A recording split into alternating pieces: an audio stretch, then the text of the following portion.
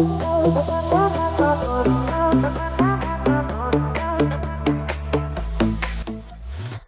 ever just stop and think about, well, about being you?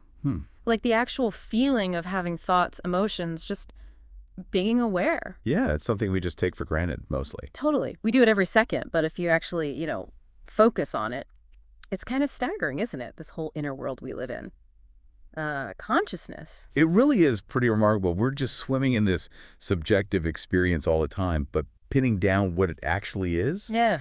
Well, that's still one of the biggest challenges out there for philosophy, for science, for everyone. Absolutely. And that's exactly what we're diving deep into today. We spent a fair bit of time digging into this really fascinating report that tries to map out the main theories, the big thinkers, the whole quest to understand consciousness and existence. Yeah, it covers a lot of ground. It really does. So our mission today really is to unpack some of these huge ideas for you listeners, maybe give a clear picture of how thinkers have tried to grapple with what it means to be conscious and, well, how that fits into reality itself. Welcome to Dansplain. We're all about diving deep into the nitty-gritty. I'm Edward. And I'm Lily. Okay, so the huge questions, the ones that people have been wrestling with forever, basically. What is consciousness? Like, fundamentally, why do we even have it? And where does it fit in the grand scheme of things, in reality? It feels like we're setting off on a pretty mind-bending journey here, to the core of being human, maybe even the core of existence as we experience it. Exactly. And the report we looked at, it starts right there, defining consciousness as that subjective experience, the unique, what it's like to be you or me or anyone. Yeah. Your own personal internal world. Right. Like, okay, I see the color green. We can talk about light waves, photoreceptors in my eyes, brain signals, all the mechanics. But why does it feel green? That specific internal quality. That's it. And that leads us straight into what the philosopher David Chalmers famously called the hard problem of consciousness. Yes, the hard problem. Yeah. The report really flags this as the central mystery.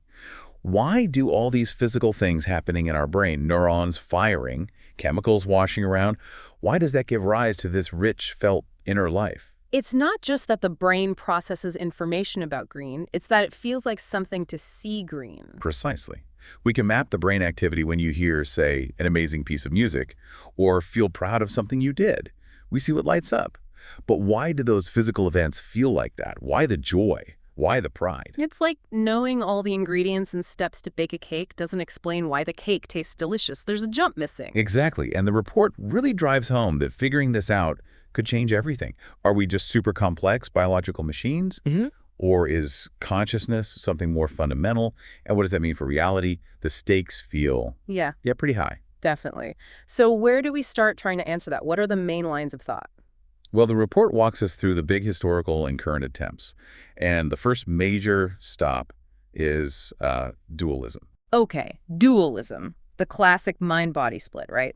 Physical stuff, body, brain over here, and then non-physical stuff, mind, consciousness over there. Two totally different kinds of reality. That's the core idea. And René Descartes is, of course, the poster child for this, with his famous, I think, therefore I am. Cogito ergo sum. Right. He really saw the mind, our thoughts, feelings, awareness, as this distinct, non-physical substance, completely separate from the physical body. And you can see the appeal, can't you? My inner thoughts and feelings, they feel different from my elbow or my liver. It's hard to just equate my feeling of sadness with like specific chemicals firing in a specific pattern. It feels like something else. It does have that intuitive pull. Yeah. But, and this is a big good but the report highlights, dualism runs straight into the interaction problem. Right. If they're totally separate, how do they talk to each other? Exactly. How does a non-physical thought like, I want coffee, make your physical arm reach out? Or how does stubbing your physical toe create the non-physical feeling of pain in your mind? It's like trying to get ghosts to operate machinery. What's the connection? And the report points out that, historically, dualism hasn't really offered a convincing mechanism for that interaction. That's been the main criticism. Okay, makes sense. But the report also mentions that the basic idea doesn't just disappear, does it? Especially when people think about, life after death or the soul. That's a very good point. The idea that consciousness or some aspect of mind might not be tied strictly to the physical body. That keeps dualist intuitions alive in many contexts, even with the interaction problem. So if dualism struggles with interaction, what's the main alternative? Well, the report then pivots directly to the opposite view, materialism. Okay, so materialism says, forget two kinds of stuff, there's only one. Physical matter and energy. Consciousness is just what the brain does, a product of physical processes. Precisely. And materialism gets a lot of traction from neuroscience, as the report underlines. We've gotten really good at finding neural correlates of consciousness, specific patterns of brain activity that reliably link up with specific conscious experiences. Certain brain areas hum with activity when we're awake and aware, and if those areas are damaged or inactive, consciousness often fades or disappears. Right. It strongly suggests the brain is doing the heavy lifting somehow. It does. So the materialist view, as the report lays it out, is basically that consciousness is brain function. If we can just fully map the brain, decode its incredibly complex operations, we'll eventually understand consciousness. The feeling of being conscious is just what it feels like to be a brain working in a certain complex way. It's all about cracking the neural code, then. That's the goal, essentially. Right. And here the report brings us right back. The hard problem again. Yep, the hard problem. Even if we have a perfect map of every neuron firing when you fall in love or listen to that moving music, Yeah. does that map explain the feeling itself? Can you really reduce the subjective experience of love or fear or the beauty of a sunset purely to electrochemical signals? It feels like explaining the score doesn't explain the music somehow. That's a great analogy. So while materialism is, probably the dominant view in science today, the report acknowledges that this gap, the jump from physical processes to subjective feeling, is still a huge hurdle for many thinkers, Chalmers included. It just won't quite go away. Okay, so dualism has interaction problems, materialism has the hard problem. Where else can we look? Well, from there, the report takes us somewhere, pretty different. Panpsychism. Panpsychism. Okay, now we're getting into the really mind-bending stuff. The idea that consciousness isn't just in brains like ours, or even animals, but it's like baked into the universe itself, everywhere. Pretty much, yeah. That's the essence. The report mentions thinkers like Leibniz and Whitehead, who proposed, in different ways, that maybe consciousness, or at least some very basic form of it, proto-consciousness, is a fundamental feature of reality. That even basic bits of matter particles, atoms, might have some minimal level of awareness. Whoa. So, not that a rock is sitting there thinking deep thoughts. No, definitely not like that. The report is clear on this. It's not about complex thought. It's more like suggesting that a tiny, tiny spark of subjectivity, some rudimentary what-it's-likeness, might be inherent in all matter, however simple. Okay. So how does that help with the hard problem?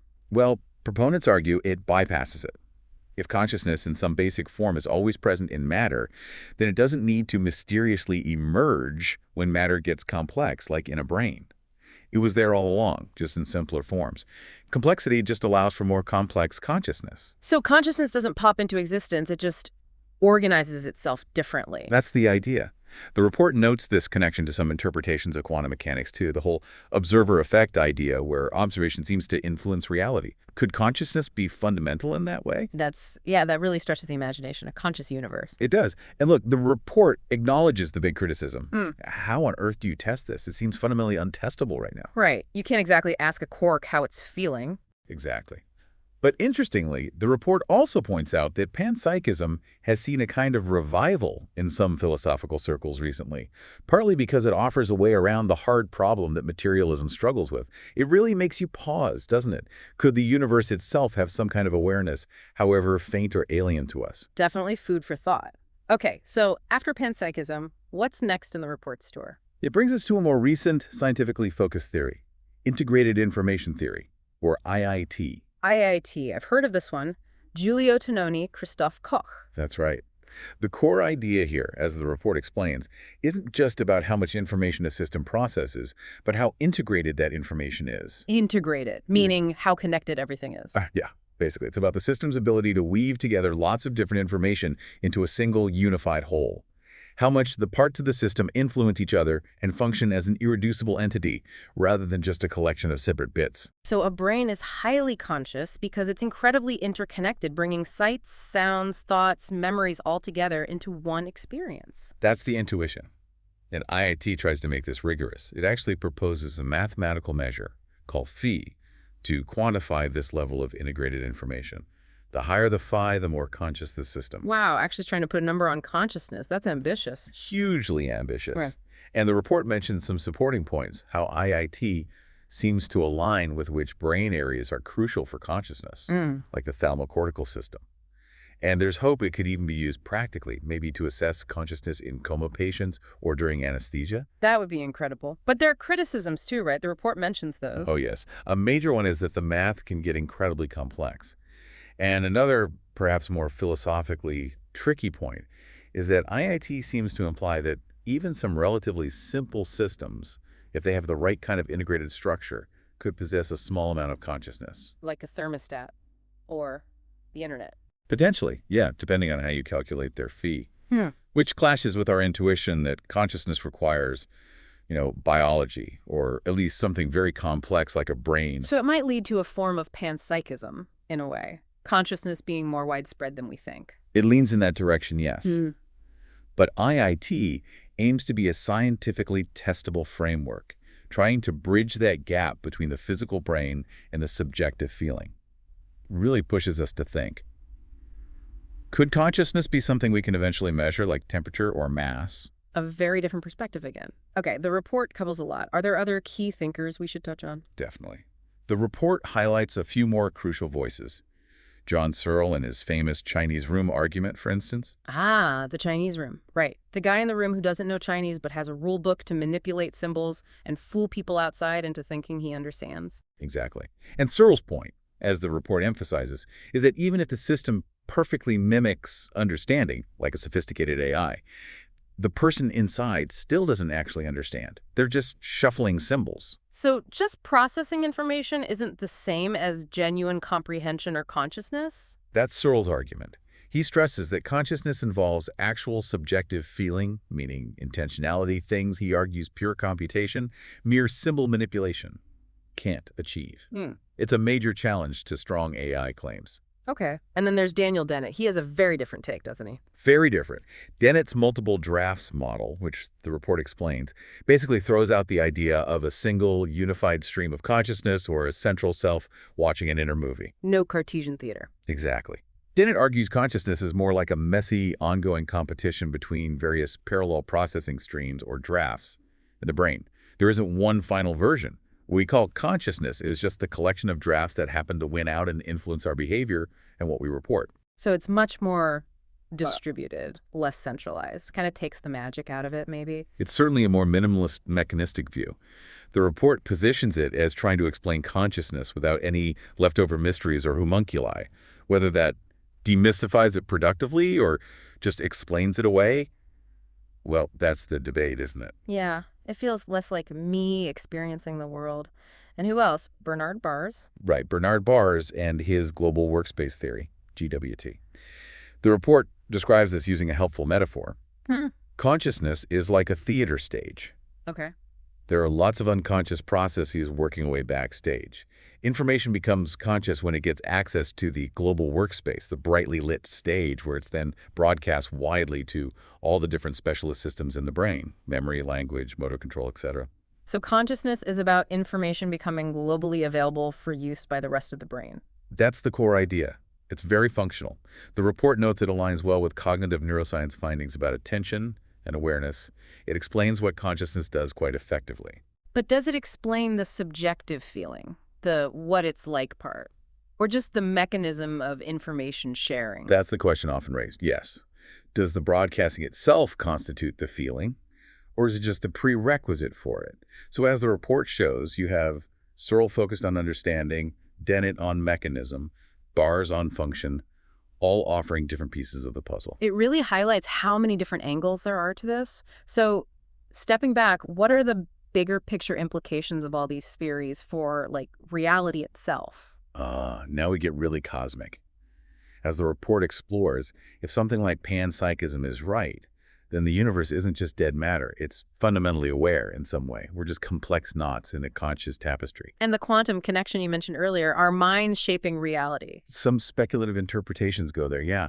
That consciousness isn't just a passenger, but maybe an active player in how physical reality unfolds. It's mind-blowing stuff. Totally. Whereas if materialism is the whole story, then we're incredibly complex, amazing products of physics and evolution, stardust and synapses, but ultimately finite physical systems. Still amazing, but perhaps less cosmically central. And dualism keeps open that door to something beyond the physical. Right. A soul perhaps that isn't bound by the body's fate. While IIT suggests consciousness might pop up wherever information gets integrated in the right complex way, maybe even in non-biological systems. So depending on which theory you lean towards, your whole picture of reality, our place in it, what happens after death, it all shifts dramatically. Absolutely. The report really forces you to confront that fundamental question. What is the nature of reality?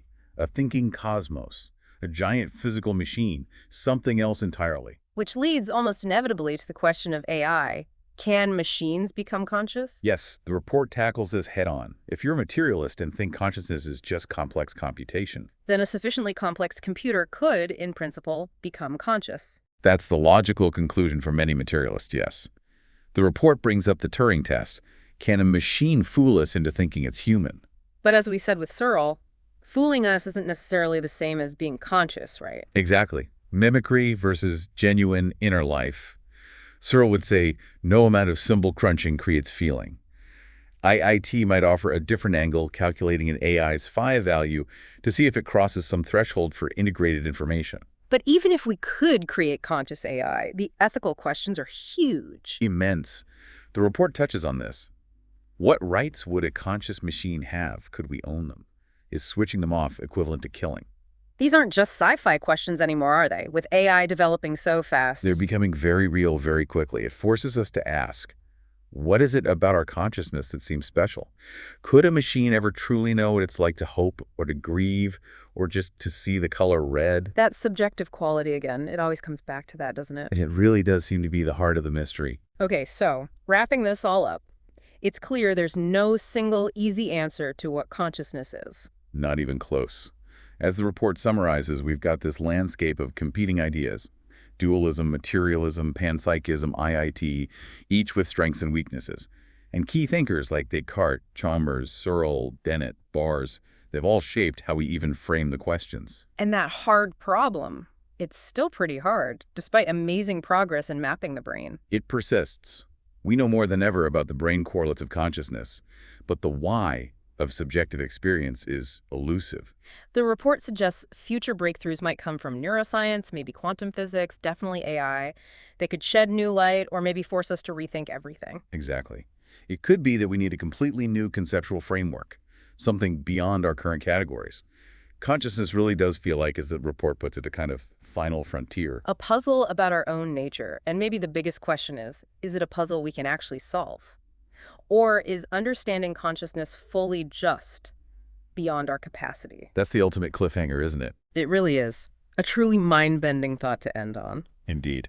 Well, thank you so much for joining us on this deep dive into, well, ourselves, really, the enigma of human consciousness. It's been absolutely fascinating to explore. A real workout for the brain. If you enjoyed grappling with these big ideas, please do like and subscribe to Dansplain. We love bringing you these deep dives. And for all our latest explorations, articles, info on partner products, and more, head over to www.dansplain.xyz. That's dansplain.xyz. We really appreciate you tuning in and thinking along with us on these complex topics. And now, just one final thing to mull over. Reflecting on everything we've talked about today, the hard problem, the different theories, the nature of experience, what single aspect of consciousness do you find the most puzzling, the most perplexing? What keeps your mental gears turning? Something to chew on. Until next time.